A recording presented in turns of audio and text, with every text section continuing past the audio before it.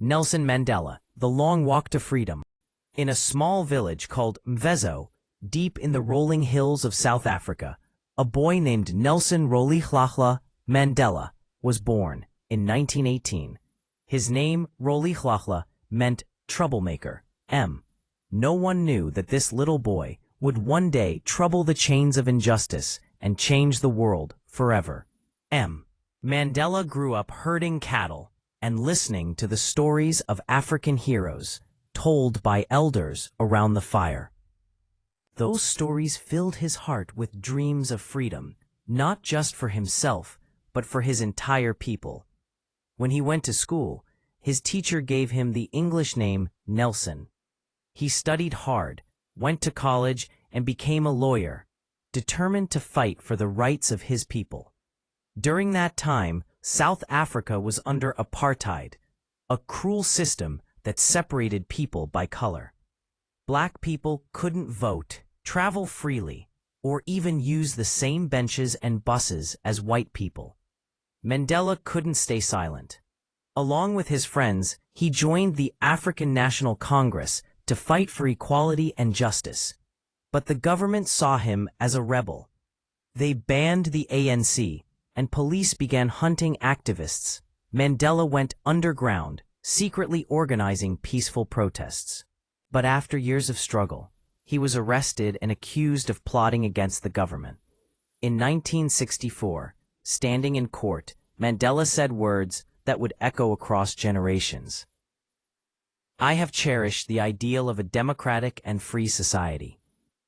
It is an ideal for which I am prepared to die." The judge sentenced him to life in prison. 27 years behind bars. Mandela was taken to Robben Island, a small island prison surrounded by cold seawater. He was forced to break stones under the burning sun.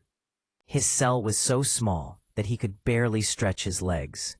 Yet, he refused to break inside. He read books, wrote letters, and secretly taught other prisoners about freedom and hope. When guards tried to humiliate him, he responded with calm dignity. He believed that freedom first begins in the mind. While the world outside changed, Mandela grew older. His hair turned gray, his eyesight weakened, but his spirit remained strong. He once said, "I learned that courage was not the absence of fear, but the triumph over it." After 27 long years, in 1990, Nelson Mandela was finally released. When he walked out of the prison gates, the world watched in silence, expecting anger, revenge, or bitterness. But Mandela smiled. He forgave his enemies. He said, "As I walked toward freedom, I knew that if I didn't leave my hatred behind, I'd still be in prison." From prisoner to president. 4 years later, in 1994, South Africa held its first free election where people of all colors could vote. Nelson Mandela became the first black president of South Africa.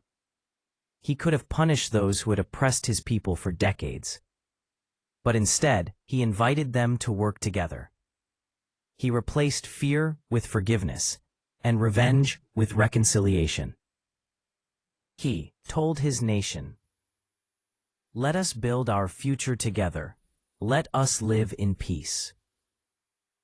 Under his leadership, South Africa began to heal. The same man who spent 27 years in prison now became a symbol of hope, unity, and humanity for the whole world. The legacy of Mandela. Even after leaving office, Mandela continued to spread the message of peace, equality, and forgiveness. He visited schools, supported children, and reminded people that real freedom means respecting others. He once said, "What counts in life is not the mere fact that we have lived. It is what difference we have made to the lives of others." Nelson Mandela passed away in 2013, but his spirit still lives in every person who chooses peace over anger, love over hate, and courage over fear.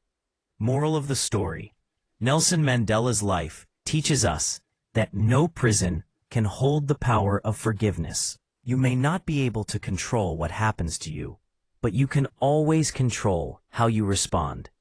True freedom begins when you, strong, forgive, rise, and keep walking forward.